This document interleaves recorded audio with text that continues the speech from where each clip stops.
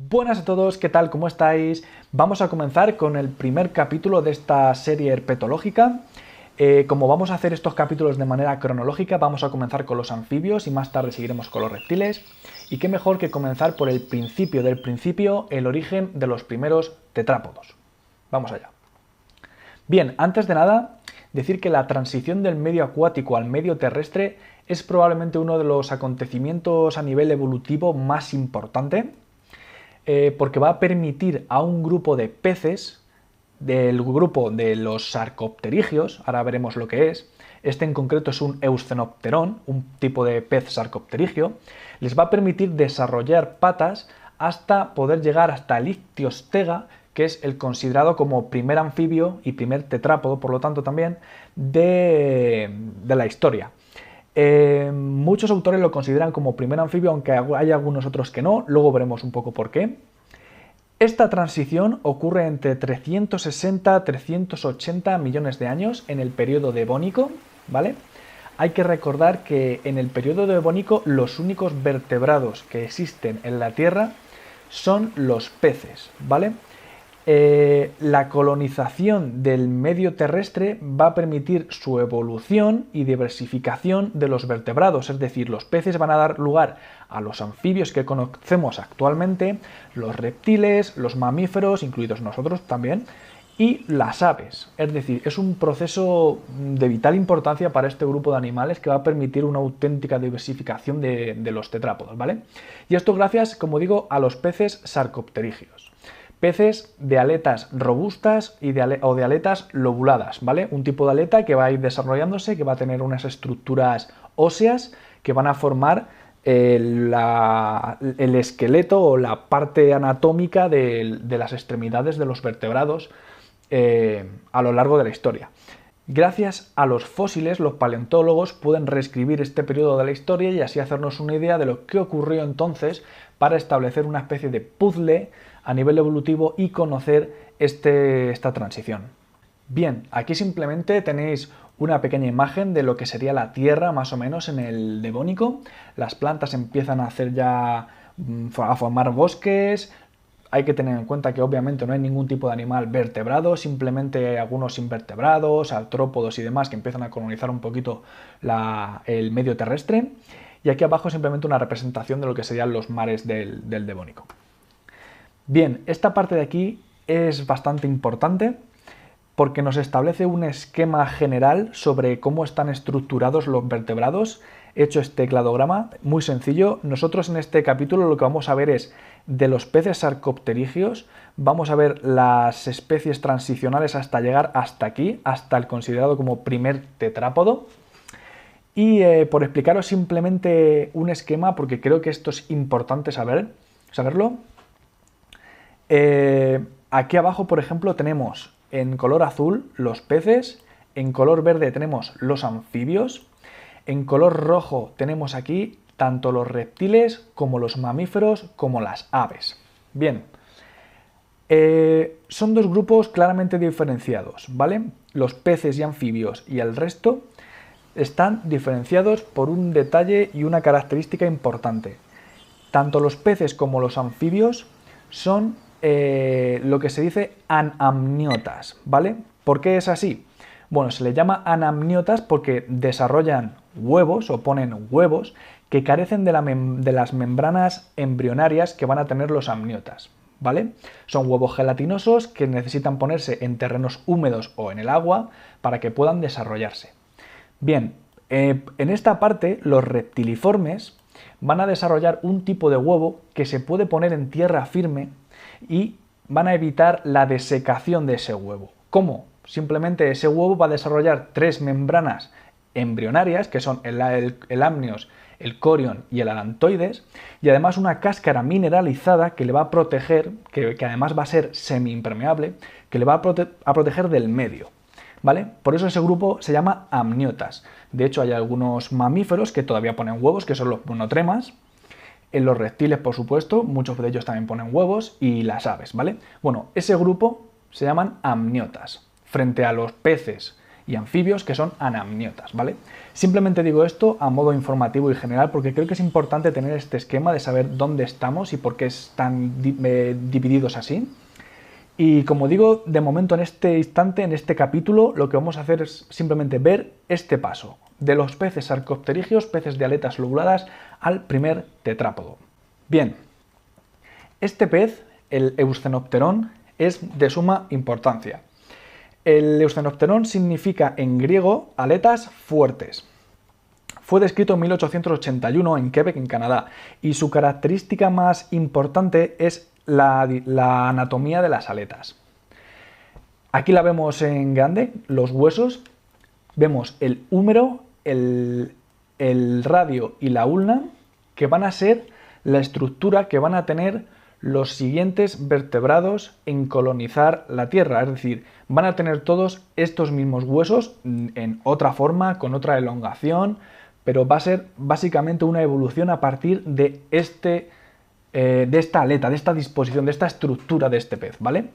Este pez data de hace 385 millones de años, mide entre 1,5 m y 1,8 metros, es decir, es un pez bastante grande. Decir que este pez tiene una mandíbula grande con multitud de dientes, es decir, es un cazador activo y carnívoro. Las aletas, a pesar de no estar adaptadas a la vida terrestre, sí que tienen cierta destreza para, en aguas someras o entre la vegetación, buscar a sus presas y dedicarse un poco a darle uso, pero bajo el agua, ¿vale? No tienen todavía la anatomía suficientemente formada como para poder desplazarse en tierra, ¿vale?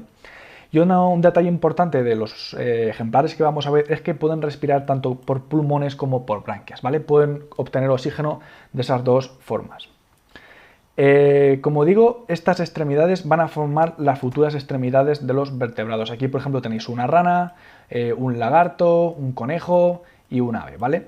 Si os fijáis en los colores de las extremidades, los huesos con los mismos colores son homólogos y podéis ver tanto el húmero como el radio y la ulna, que en el caso de la rana están fusionados, como tienen prácticamente la misma disposición. En el lagarto también, el húmero con este color amarillo, el radio y la ulna, en el caso del lagomorfo en un conejo también, en el ave, incluso nosotros mismos, ¿vale?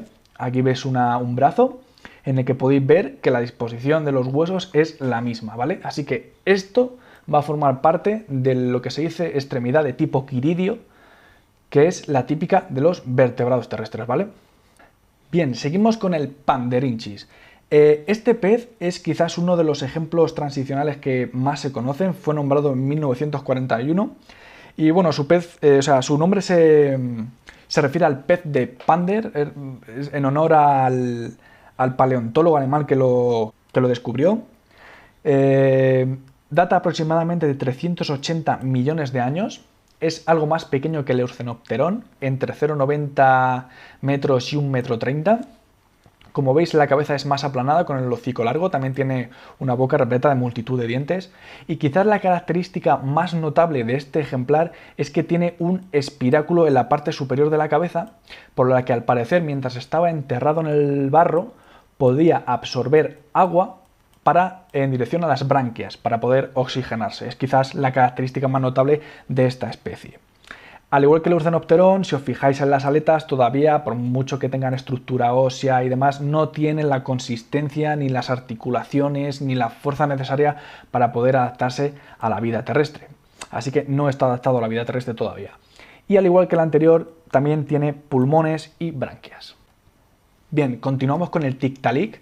El Tiktaalik quizás sea un icono de esta transición porque presenta características tanto de pez como de tetrápodo, es una cosa muy intermedia. El Tiktaalik realmente fue descubierto en Canadá y su nombre viene del inuit lota, que es un pez grande de agua dulce. Pero bueno, data aproximadamente de 375 millones de años, mide entre 1,20 m y 2,75 m y sus características más notables es que el cráneo, si os fijáis, es más ancho y tiene un cuello móvil. El cuello móvil es una adaptación bastante importante porque le va a permitir poder cazar, no de forma por succión, como hacen la mayoría de animales acuáticos, como los peces, por ejemplo, que crean esa presión negativa al aspirar el agua y con ello se llevan a la presa al interior de la boca. Este animal ya puede mover el cuello de forma independiente. Es un detalle muy característico del Tiktaalik, ¿vale? A pesar de que sus aletas las vemos más robustas, más desarrolladas, todavía no está bien adaptado a la vida terrestre. Se dice que sí que podía sostener, como veis aquí un poco la imagen, sostener un poco su cuerpo en el sustrato, aguantar su cuerpo, ya desplazarse, no. Digamos que este animal todavía no está adaptado a la vida terrestre, ¿vale? No tiene formadas ni las articulaciones de la muñeca, del codo ni del hombro, así que este animal tampoco está adaptado a la vida terrestre. Y por supuesto también tiene pulmones y branquias, ¿vale? Continuamos con el Acantostega. El Acantostega data aproximadamente de 365 millones de años. Es bastante pequeño, unos 60 centímetros, y una característica importante es que tenía, al parecer, 8 dígitos en cada pata, o sea, en cada extremidad. 8 dedos, el cráneo ancho también, como lo podéis observar, igual que en el Tiktaalik, y el cuello móvil, y cazaba por mordisco y no por succión. Como hemos comentado antes, estos animales ya empiezan a desarrollar un tipo de alimentación más acorde con los tetrápodos, es decir, cazando por mordisco, no succionando el agua a su alrededor para llevarse la presa dentro de la boca. A pesar de que ya tenga dedos y ya tenga una apariencia típica de tetrápodo, podemos decir que es un ejemplar transitorio entre pez y tetrápodo, todavía no lo consideramos tetrápodo del todo. No está adaptado a la vida terrestre, ¿vale? Sí que muchas veces, si veis imágenes, se representa como saliendo del agua o por la orilla o encima de un tronco, pero no parece que estuviera muy adaptado todavía a la vida terrestre. Además, si os fijáis, la cola aplanada lateralmente sugiere que era bastante acuático y además bastante buen nadador, ¿vale? Aquí en la imagen lo podéis ver un poquito mejor, este tipo de cola típica de los animales acuáticos, ¿vale? Por supuesto también respira por pulmones y branquias. ¿Vale? Y este sí que ahora se considera el primer anfibio, por lo menos por muchos autores. Luego veremos que hay otros que no, que lo consideran al siguiente, pero muchos autores sí que consideran a este ejemplar, el Ictiostega, como el primer anfibio o primer tetrápodo, sí, el primer anfibio tetrápodo, a pesar de estas pseudopatas que veremos ahora. Bueno, este ejemplar data de hace 365 millones de años, mide unos 2 metros, este tenía 7 dedos en cada extremidad. Y estas pseudopatas sí que tenían la robustez suficiente, la articulación de la muñeca, del codo y del hombro, la cintura, lo que es escapular y la cintura pélvica y demás, para poder sostener su cuerpo, pero a pesar de todo esto parece ser que era más acuático que terrestre. También la cola nos sugiere también, esta cola aplanada, que prefería los ambientes acuáticos frente a los ambientes terrestres, pero sí que al parecer podía desplazarse y se puede considerar como el primer anfibio. Así que estaba algo adaptado a la vida terrestre. Y además tenía pulmones y branquias, como siempre. Aquí podéis ver una disposición también de su pata. Y para acabar, el Inerpetón y el Tulerpetón, los que no consideran al Ictiostega como primer tetrápodo por ser predominantemente acuático, el Inerpetón sí que ya cumple unas funciones un poquito más terrestres. Bueno, data de 360 a 365 millones de años, un tetrápodo carnívoro, pulmones más evolucionados y hombros más robustos, ¿vale? El Tulerpetón, más o menos de 365 millones de años también, una estructura más robusta, con 6 dedos en las patas, sin branquias ya, únicamente pulmones y extremidades adaptadas para el nado. ¿Vale? Los que no consideran al Ictiostega como primer anfibio lo consideran a este. Aquí veis una representación del Inerpetón. Y bueno, había comenzado la presentación con estos dos animales, ¿os acordáis? El Eusthenopteron, uno de los primeros peces sarcopterigios, y el Ictiostega, el considerado por muchos como primer anfibio. Y aquí podéis ver un poco la secuencia evolutiva.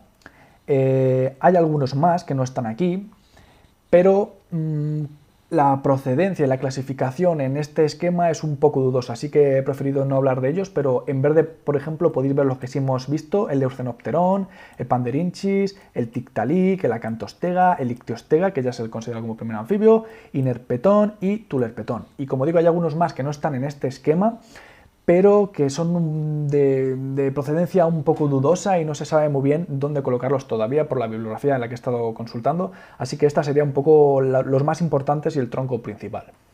Bien, volviendo un poco al esquema que habíamos visto antes, con esto hemos visto que los peces sarcopterigios han llegado hasta aquí, hasta el primer tetrápodo, ¿vale? En los futuros vídeos lo que haremos es pasar directamente a los lisanfibios, ya llegaremos, que dentro de los lisanfibios, que son los considerados como anfibios modernos, podemos encontrar estos tres órdenes, el orden de los anuros, el orden de los uroderos o caudados y el orden gimnofienos o cecilias. Los anuros simplemente son los anfibios que en estado adulto no tienen cola, por lo menos la grandísima mayoría, hay alguna excepción. Los caudados también en estado adulto son los que sí que tienen cola, y luego están los gimnofionas o cecilias, que son los anfibios ápodos. Eso lo veremos en otros capítulos más adelante, incluso ahondaremos en las familias, en la distribución, la localización, la alimentación, en todo lo que conlleva el tema de anfibios. ¿Vale? Esta es la transición que hemos visto, que es, como hemos dicho, de suma importancia, porque veremos que diversifica todo este número de vertebrados. Vale, y ya para acabar simplemente los motivos de la conquista del medio terrestre. ¿Qué lleva a estos ejemplares a adentrarse al medio terrestre? ¿Vale? Un medio en principio hostil, que tienen que hacer frente, ya lo veremos en las siguientes diapositivas, en el siguiente capítulo, qué cambios evolutivos se tienen que llevar a cabo para adaptarse, no solo las patas. Y distintos autores dicen que, bueno, que puede ser la búsqueda de nuevas fuentes de alimento. Aquí podemos ver en esta primera imagen a un Tiktaalik alimentándose de algunos invertebrados en la orilla. Como hemos dicho, con las aletas que tiene puede aguantar su propio peso, así que es muy posible que cazara de esta manera. Otros autores dicen que podría ser por sequías e inundaciones.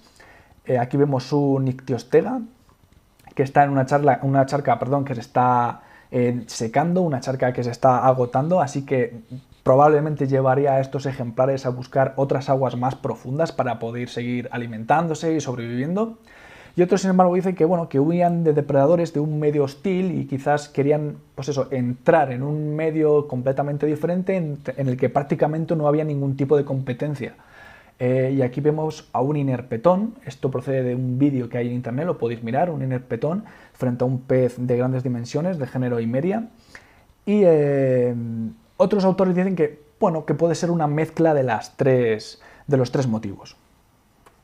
Así que de momento nada más, deciros también que he intentado resumirlo todo de una manera que resulte amena y no profundizar demasiado en las cosas, así que a nivel general creo que lo he englobado más o menos todo. Deciros también que hay muchísimas controversias con estos temas y que estos temas están siempre en evolución y siempre son motivo de estudio, y hay muchas discrepancias entre autores, se encuentran restos de tetrápodos con anterioridad a lo que en teoría debería de ser. En fin, hay muchísimas controversias en este tema.